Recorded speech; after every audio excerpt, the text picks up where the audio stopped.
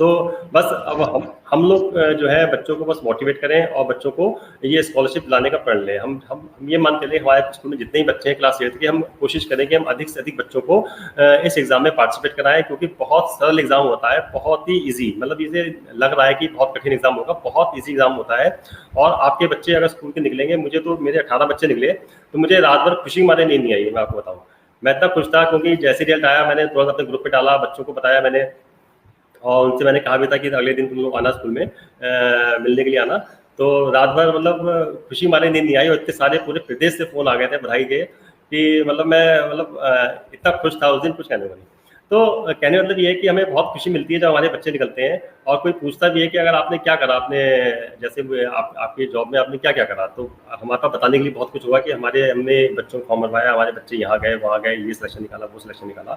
तो हमारे पास बताने के लिए बहुत कुछ होगा। तो आप बच्चों को सिर्फ मोटिवेट करिए, हम मोटिवेट कर सकते हैं सब बच्चों को, उनके बच्चों को मोटिवेट कर सकते हैं, गार्जियंस के, उनको बताएं और सिलेबस के बारे में बताएं। पहले तो खुद क्लियर करें कि इसमें कौन बच्चे पार्टिसिपेट करते हैं। इसमें सरकारी विद्यालय और प्लस सरकारी सहायता प्राप्त जो एडेड स्कूल होते हैं वो बच्चे इसमें पार्टिसिपेट कर सकते हैं, प्राइवेट स्कूल के बच्चे इसमें पार्टिसिपेट शायद नहीं कर सकते हैं।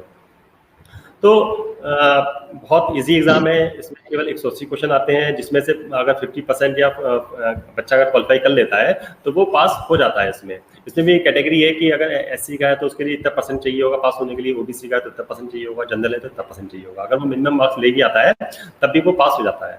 और जब बच्चे पास होते हैं तो उनके अंदर एक कॉन्फिडेंस लेवल भी अप हो जाता है।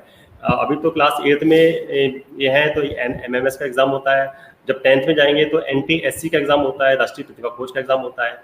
और जब ये बच्चे क्वालिफाई कर लेंगे तो इनके अंदर कॉन्फिडेंस डेवलप हो जाएगा, वो जो भी एग्जाम देंगे उसमें क्वालिफाई होंगे और उसमें आपका नाम भी रोशन होगा। जी अब बच्चे काफी आपके साथ जो जुड़े हुए हैं, और जी अभी हमने कुछ लोगों से बात भी की थी अभी इस सेशन से पहले। तो पहले तो हम बच्चों से जानना चाहेंगे कि किस तरीके से उन्होंने तैयारी की, क्योंकि आपके छोटे भाई बहन अभी पढ़ रहे हैं और इस कार्यक्रम को वो भी देखेंगे। तो हम सबसे पहले दिव्या से पूछना चाहते हैं कि कैसे तैयारी की और कहाँ से मोटिवेशन मिला, कितने घंटे पढ़ाई की, और इस रिजल्ट को पाने के बाद कितने खुश हो आप, बताओ दिव्या। सर बहुत खुश हैं। और तैयारी कैसे की? सर तैयारी तो 12-12 बजे तक जग के रोज पढ़ाई करते थे। बहुत सही, सर का असर है। सर कितने घंटे पढ़ाते थे? जैसे इस लॉकडाउन में कैसे पढ़ाई की? सर लॉकडाउन में तो सर से पूछ लेते थे, ऑनलाइन क्लास भी लगती थी तो सर ही बताते थे, और सब कुछ है सर की वजह से। अगर सर नहीं बताते तो हम कैसे हो पाता हमसे। अच्छा, मैं तो एक माध्यम था, मेहनत तो आपने करी, मैं तो आपको बताता गया कि आप ऐसे करो वैसे करो, अब वो आप उस रास्ते पे चलते चले गए। आपने अपने ग्रुप में जी आप बताते नहीं सर तो हम कैसे पहुंच पाते। अच्छा, जो बुक मेरी बुक थी, जो मैंने आपको बुक दी थी बना करके, वो आपको उसमें कुछ लाभ करा? इसमें कुछ आपको ऐसा लगा कि उससे मुझे बहुत आसान हो गया? क्या कुछ बताइए ना उसके बारे में। सर उसी से लाभ हुआ सर, पूरी बुक अच्छी है, कोई भी पढ़ सकता है। बहुत आसान है या कठिन है बहुत? नहीं सर आसान है। आसान है सर, ये लर्न कर लो तो सही है, नहीं याद ना हो, समझ में ना आए तो टफ है। सही है। और सर ये बताएं कि हम आपसे जानना चाहते हैं संतोष खरे सर कि हम इसकी कब से तैयारी शुरू करें, मतलब बच्चे की 6 से स्टार्ट करें, 7 से स्टार्ट करें, या हमें कैसी स्ट्रेटजी रखनी है बच्चों की तैयारी कराने के लिए, किन किन सब्जेक्ट पे फोकस करें? जी वैसे एक्चुअली ज़्यादा इसका टफ सिलेबस नहीं है। अब जैसे आपके 8th में बच्चे हैं तो जैसे 8th में अभी टाइम भी आप जुलाई में, क्योंकि इसमें स्कूल सब हमारे बंद चल रहा है इस समय, तो हमारी सब शिक्षा व्यवस्था पूरी मतलब जो रेगुलर क्लास होती थी उसकी तो खैर बात ही अलग होती है, ऑनलाइन की बात भी मतलब इतना मज़ा नहीं आता ऑनलाइन में। तो लेकिन जैसी परिस्थितियों में वैसा डिसीजन लेना चाहिए। जैसे इस समय आपके पास 8th के बच्चे हैं, अभी जुलाई चल रहा है, तो आप आज से ही इन बच्चों को ढूंढिए कौन कौन बच्चे हैं 8th के आपके, आप उनको बताइए कि इस एग्जाम के बारे में। और जो सबसे बड़ी बात है कि जो हमारी साइंस क्लास 7th की साइंस की बुक है और शायद एग्रीकल्चर की बुक है, उसमें सबसे पीछे कवर पेज के पीछे इसके बारे में पूरी डिटेल दी होती है कि इस एग्जाम में कौन कौन बच्चे पार्टिसिपेट करते हैं, क्या क्या मतलब डॉक्यूमेंट चाहिए होते हैं और कैसे कैसे बच्चे पास करते हैं, क्या सिलेबस होता है, सब कुछ क्लास 7 की साइंस की बुक में कवर पेज के पीछे दिया हुआ है। अब वहाँ से भी पता कर सकते हैं या नेट से सर्च कर लें इसके सिलेबस के बारे में। और बच्चों को अभी से ही उनके सबसे पहले तो उनके मदर फादर को बात करें, उनको विश्वास मिले, तभी आप बच्चों को पढ़ा पाएंगे। जितना मतलब हम लोगों को बच्चों को पढ़ाना होता है उससे ज़्यादा थोड़ा सा मदर फादर को भी हमें मोटिवेट करना पड़ता है। तो आप उनके मदर फादर्स को भी बता दीजिए कि बच्चा आपका जो है 1 दिसंबर एग्जाम होगा, इसमें यही चीज़ चाहिए, यही चीज़ हमें ला करके दो। और इस दरमियान इस बीच में वो कहीं जाएगा नहीं, ये नानी के घर चले गए, मौसी का चले गए, ये मतलब ये बच्चे या शादी में चले गए, मतलब ये आप थोड़ा सा कस के रखिए उन लोगों को। और बच्चों को भी आप सपने दिखाते रहिए, बस सपने देखेंगे बच्चे तो कहीं नहीं जाएंगे कि हमें क्या कहते हैं एग्जाम है, हम कैसे मिलेंगे और क्या कहते हैं हमारा नाम होगा, अखबार में नाम निकलेगा, मतलब पब्लिसिटी मिलेगी, पूरे गांव में हम चर्चा में आ जाएंगे। तो थोड़ा सा इस तरह का उनको थोड़े से सपने दिखाइए, मोटिवेट करिए। और बच्चों को अभी से ही तैयारी कराना शुरू कर दीजिए, आज से ही बिल्कुल इंतजार मत करिए कि फॉर्म कब आएगा। फॉर्म तो जब आना होगा तब आएगा, एग्जाम जब होना होगा तब होगा, लेकिन इसके लिए हमें पहले से तैयारी करनी पड़ेगी।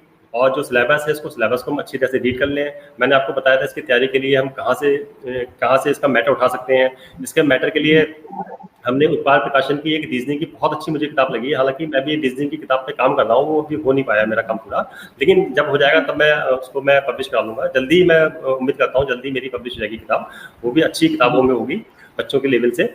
और नहीं, लेकिन तब तक के लिए हम उत्पाद प्रकाशन की किताब अगर मंगा लें, 252 रुपये की किताब है हमारे पीलीभीत में, और या तो ऑनलाइन मंगा लें या आपके शहर में कहीं ना कहीं मतलब मिल जाएगी किताब, ये ढूंढेंगे। और दूसरा, या तो आप 6, 7, 8 की बुक्स अरेंज करिए और उसमें से नोट्स बना लीजिए बच्चों के लिए, हिस्ट्री, ज्योग्राफी, साइंस और मैथ्स के, वो आप दे सकते हैं। बहुत से टीचरों ने बनाए भी हैं नोट्स, अपने बनाए हैं। और अगर मान लीजिए वो भी चीज़ अवेलेबल नहीं है तो एक बुक जो मैंने बनाई थी उसको आप मंगा सकते हैं, तो वो भी क्या कहते हैं मैं यहाँ से पार्सल कर दूंगा, आपके पास पहुँच जाएगी। आप उन बच्चों को पढ़ाइए और तैयारी कराइए। आपको कुछ नहीं करना है, बच्चों को टारगेट देना है, थोड़ा सा रीजनिंग हल्का सा बता दिए, 2 क्वेश्चन बता दिए, बाकी सब बच्चे खुद कर लाएंगे। आप उसको एक बार करके दिखेगा, है ना। ऐसी चैप्टर में आपने, जैसे साइंस है, आपने कहा बच्चों तुम पहला चैप्टर इसको याद करके आओ, तुम्हें समझ में आए चाहे ना आए, तुम इसे 10 बार पढ़ के आओ, ठीक है ना। और वो बच्चे 10 बार पढ़ेंगे तो उन्हें आधे से ज़्यादा क्वेश्चन तो अपने आप ही याद हो जाएंगे, इतनी सरल भाषा में है। और जो थोड़े से कठिन लगे, आप जो कॉन्सेप्चुअल क्वेश्चन है वो आप उनको थोड़ा समझा दीजिए बच्चों को। इस तरह से आप हिस्ट्री का, ज्योग्राफी का, साइंस का, और मतलब बच्चों को इंगेज भी रखेंगे और उसे कवर भी कर लेंगे। और फिर जब बच्चों को सिलेक्शन होता है तो स्कूल का भी नाम होता है, टीचर का भी नाम होता है, और खुशी भी लगती है कि हमारे बच्चे निकले हैं। तो इस तरह से हम आज से ही इसकी परीक्षा की तैयारी अगर हम शुरू करते हैं तो ज़्यादा बेहतर होगा। जी बिल्कुल। सर के बारे में बताना चाहूंगा कि ऑल इन वन प्रश्नोत्तरी का आपने नाम सुना होगा। अगर अब पहले से जुड़े हुए हैं मिशन अभ्युदय के किसी भी कार्यक्रम में, आपने इससे पहले अगर सर को देखा है तो हम इससे पहले भी बता चुके हैं कि सर ने 4 वॉल्यूम में ये बुक्स बनाई हैं खुद के अपने इनिशिएटिव से, और इनके साथ एक टीम है जिसने 30,000 से ज्यादा प्रश्नोत्तरी का निर्माण किया था। और उसमें से क्लास 1 to 5 तक एक बुक है, और 6 क्लास की एक बुक है, 7 क्लास की एक बुक है, और 8th क्लास की एक बुक है। कुल मिला के 4 वॉल्यूम के हैं जो पूरे प्राथमिक से लेकर उच्च प्राथमिक के सिलेबस को कवर करता है। Line by line, sentence by sentence पढ़ के उसके क्वेश्चनर बनाए गए हैं। और ये सारे क्वेश्चनर आपको मिशन अभ्युदय की ई पोस्टर ऐप जो पहले थी, अभी उसका नाम एजुकेटर ऐप लिखा है, लेकिन आप चाहे तो ई पोस्टर पे सर्च करेंगे तो आपको मिल जाएगा। वहां पर हर एक टॉपिक में आप जाकर के सिलेबस खोलिए, उसमें क्लास 3 में जाइए, 4 में जाइए, 8 में जाइए, 7 में जाइए, किसी भी चैप्टर में आप जा करके उससे रिलेटेड जो उसके क्वेश्चनर हैं आपको ऑनलाइन भी मिल सकते हैं। दूसरा, आप वही चीज अगर आपको टेक्स्ट बुक में चाहिए, क्योंकि हर समय आप मोबाइल खोलकर बच्चों को पढ़ा नहीं सकते, तो आपके सामने स्क्रीन पर एक नंबर स्क्रॉल हो रहा है 9410626328। ये सर का नंबर है। आप इस नंबर को संतोष खरे सर के नाम से सेव कर लें।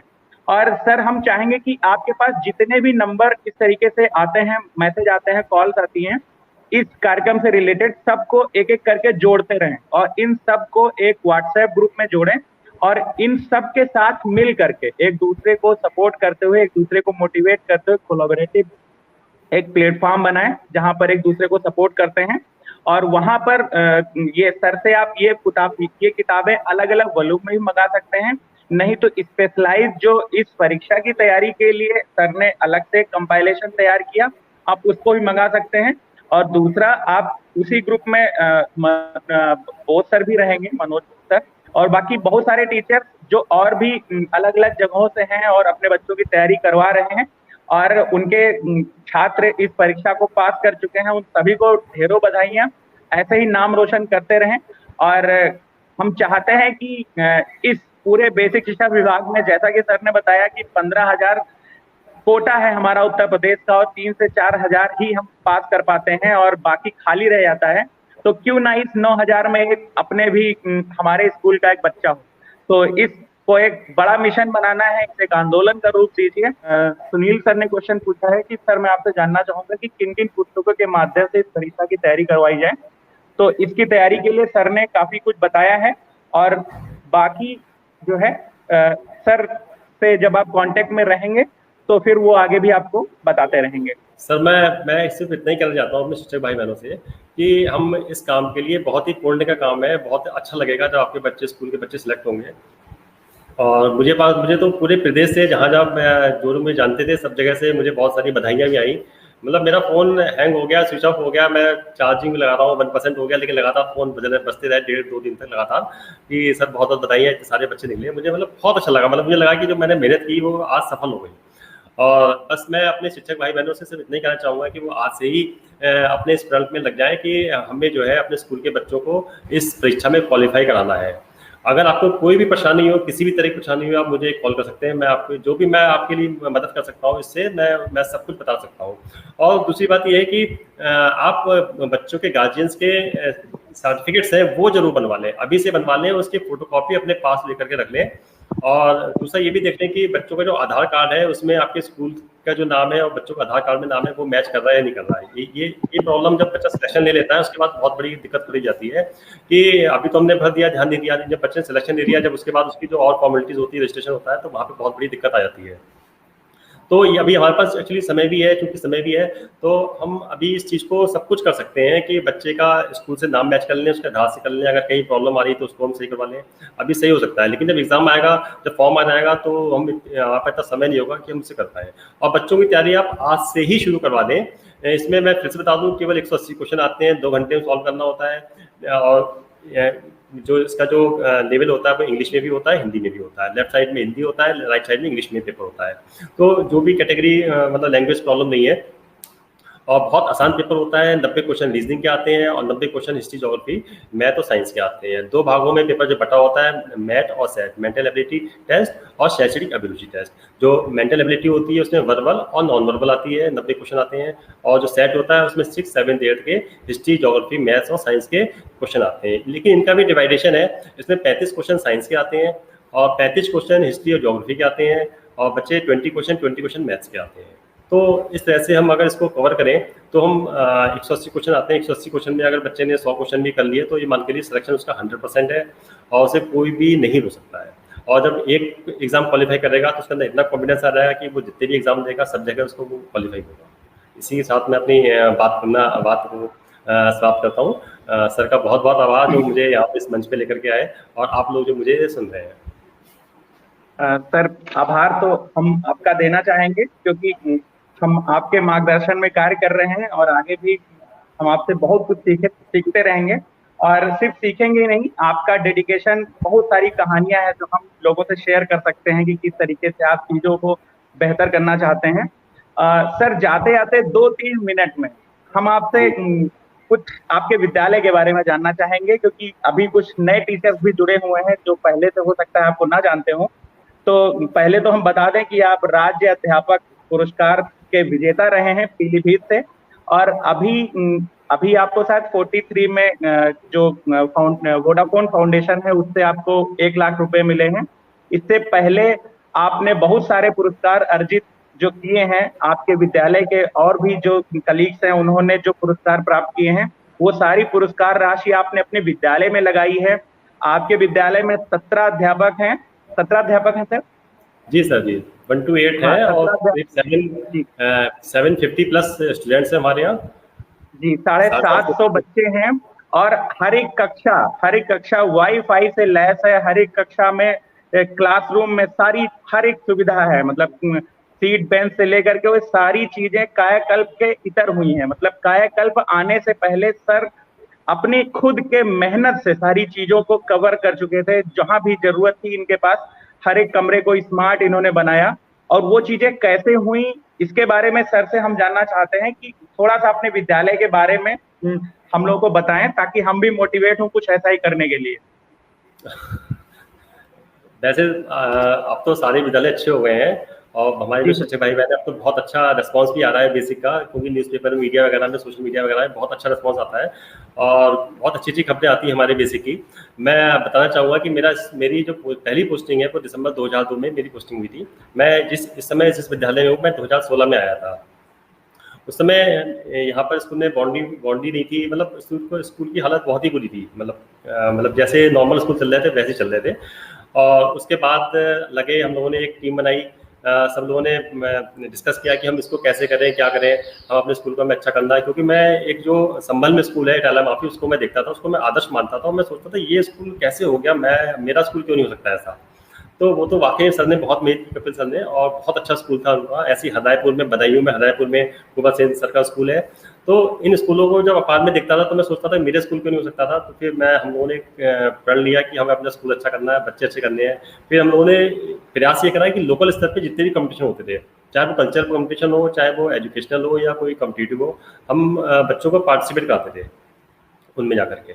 और उसके बाद जो है जब बच्चे सिलेक्शन होना शुरू हो गया, अखबार में न्यूज़ आने लगी, फिर हम लोगों को बुला के लाते थे स्कूल में कि सर आइए देखिए हमारे स्कूल में क्या चीज़ है, क्या चीज़ है। तो ऐसे कर करके बहुत सारे समाजसेवी भी स्कूल में आए और आज स्थिति ये है कि सारे स्कूल में सारा फर्नीचर है। इससे पहले मुझे हमारे जो हेड सर थे गंगाराम सर, 2016 में उनको स्टेट टीचर अवार्ड मिला था। उसके बाद हमारे स्कूल में ममता मैम है, उनको राष्ट्रपति अवार्ड मिला था। इसके बाद हमारे विजेता मैम है, उनको 1 लाख रुपए राजलक्ष्मी वीरता पुरस्कार मिला था। फिर तभी मेरे साथ ही 2018 में लोकमणि लाल अवार्ड होता है इलाहाबाद में, पतंजलि विद्यालय है, वो लोग देते हैं, तो उसमें 41,000 रुपीज़ मिले थे। फिर उसके बाद एक स्टेट टीचर अवार्ड मिला मुझे। हमारे विद्यालय को स्वच्छ विद्यालय पुरस्कार लगातार 2 बार मिला है। एक बार स्टेट लेवल तक गए थे, दूसरी बार हम नेशनल लेवल तक पहुँचे थे। फिर ICT अवार्ड स्कूल को मिला हुआ है, उत्कर्ष विद्यालय पुरस्कार स्कूल को मिला हुआ है हमारे, और इसके अलावा बहुत सारे अवार्ड्स हैं। और इस अवार्ड्स में हमें जो भी मनी मिली, जहाँ से भी पैसे मिले, वो हमने सब स्कूल में लगाए। और इस तरह आज हमारा स्कूल हमारे डिस्ट्रिक्ट में एक अच्छे स्कूलों में इसकी गिनती होती है। बच्चों के लिए मतलब इतने एडमिशन होते हैं कि हमें मतलब मना करना पड़ता है, क्योंकि स्पेस ज़्यादा स्पेस नहीं है हमारे पास। और बस मोटो ये रहता है कि हम बच्चों को अच्छी से अच्छी शिक्षा दे सकें, और बस निस्वार्थ भाव से हम काम करते हैं। और धीरे धीरे करते करते आज हमने स्कूल में सारी सुविधाएं अपने स्कूल में जुटा ली हैं, और बस ऊपर वाले की कृपा है और निस्वार्थ भाव से हमने काम करा, और उसमें मेरा भी बहुत नाम हुआ, और बच्चों के साथ साथ मेरा भी नाम हो गया बहुत सारा। और जो है जो बुक बनाई, उस बुक से भी बच्चों को बहुत फायदा मिला। जो नोट्स टाइप मैंने बुक बनाई थी, उससे बच्चों को बहुत फायदा मिला। जितने भी एग्जाम होते थे लोकल स्तर पे, जितने भी एग्जाम होते थे, समझ लिया हमारे स्कूल के ही बच्चे निकलते थे उसमें अधिकतर एग्जामों में, चाहे वो डिस्ट्रिक्ट लेवल पे हो, चाहे मंडल लेवल पे हो, चाहे डाइट स्तर पे हो। तो इस तरह से हमारे स्कूल की एक अलग पहचान बन गई कि भाई वहाँ से तो कंपटीशन मतलब पीलीभीत का नाम बढ़ा हो जाता था। जैसे हमारे स्कूल का नाम अपर प्राइमरी स्कूल बड़ा है, तो पीलीभीत का नाम बढ़ा हो जाता था, बढ़ा एक तरफ और पीलीभीत एक तरफ। और मैं चाहता हूँ कि आप लोग भी अपने स्कूल को ऐसे ही बनाएं, आपके बच्चे निकलें, और जब बच्चे निकलेंगे तो आपको इतनी खुशी होगी कि मतलब आप उसको महसूस करेंगे, आप ही खुद महसूस कर सकते हैं इस चीज़ को। मैं एक चीज सर के बारे में आपको बताना चाहूंगा, वो है इनकी सीखने की इच्छा। मतलब ये कुछ भी नया देखते हैं तो उसे अपने स्कूल में लागू करना है, कैसे करना है उस पर ये जब तक इनको उनके सवालों के जवाब नहीं मिल जाते तब तक वो उसे खोजते रहते हैं, और चाहे जिस भी स्तर तक जाना पड़े वो उसके लिए काम करते हैं। और ऐसे बहुत सारे एग्जाम्पल्स हैं, और अभी जल्द ही आप कुछ ऐसा करने वाले हैं। फिलहाल तो उसका बजट बहुत ज्यादा है, मतलब कई लाख में है उसका बजट, लेकिन फिर भी सर ने उसके लिए भी कमर कस लिए कि आने वाले कुछ सालों में हम वो भी पूरा कर लेंगे। अब वो कैसे होगा ये नहीं पता, लेकिन सर ने तय कर लिया है, तो हमें पता है कि वो हो जाएगा। और हम भी उसे डिस्क्लोज नहीं करेंगे जब तक कि वो चीज थोड़ा सा आगे न बढ़े। बाकी बहुत अच्छा लगता है कि इस तरीके से कोई मोटिवेट होकर इस तरीके से काम करता है।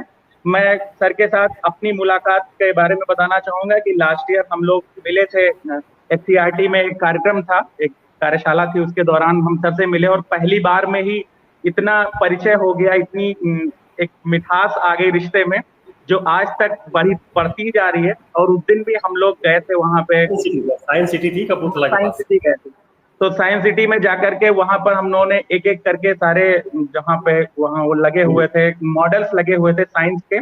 तो आप सब भी अगर कभी लखनऊ जाए तो साइंस सिटी में वो मॉडल्स देख सकते हैं और कुछ वैसे ही मॉडल अपने स्कूल में भी उसे बनवा सकते हैं। और सर वहां से डायरी लेकर गए थे और एक एक करके उन्होंने नोट किया था काफी। तो सर पहले भी कह रहे थे कि हम कई बार आ चुके हैं यहाँ पे और इन सारी चीजों को अपने स्कूल में भी करवाने की कोशिश करते हैं। तो कुछ वैसे ही डमी मॉडल्स इन्होंने अपने विद्यालय में भी लगाए हुए हैं और हर एक लेवल पर जाकर बच्चों की मदद करते हैं और शैक्षणिक रूप से तो मदद करते ही हैं। तो कुछ भी असंभव नहीं है। अब सर के रिकॉर्ड देखते हैं तो लगता है कि ये सब कोई आसमानी बातें होंगी जो कि धरातल पर संभव नहीं है, लेकिन ये सब कुछ संभव हुआ है और आपके सामने वो शख्स बैठा हुआ है और वो सारी चीजें उन्होंने करके दिखाया है। तो हम लोग भी कोशिश करें और को आपसे प्रेरित होंगे। तो कुल मिलाकर जो आज का उद्देश्य था आपको इस कार्यक्रम से जोड़ने का, वो यही है कि राष्ट्रीय आय एवं योग्यता आधारित परीक्षा जो छात्रवृत्ति होती है, छात्रवृत्ति परीक्षा है, उसके लिए कमर कसनी है और उसके लिए टारगेट बना करके अपने बच्चों की तैयारी करवाना शुरू करना है 6 से ही, 7 से ही। और बच्चों को इस तरीके से उन्हें कूट कूट करके उनके मन में भर देना है कि हमें परीक्षा पास करनी ही करनी है। तो बाकी तैयारी कैसे करेंगे उसके बारे में सर ने बहुत सारे अच्छे अच्छे टिप्स दिए। आप ये नंबर नोट कर लें और सर से लगातार आपको मार्गदर्शन प्राप्त होगा। और ऑल द बेस्ट आप सभी को। और बहुत बहुत धन्यवाद संतोष सर को, आपके बच्चों को बहुत बहुत बधाइयाँ, आपको बधाइयाँ, आपके पूरे स्टाफ को बधाइयाँ। और आप ऐसे ही आगे बढ़ते रहें और मिलते हैं फिर किसी एक नए टॉपिक के साथ। तब तक के लिए नमस्कार, बहुत बहुत धन्यवाद।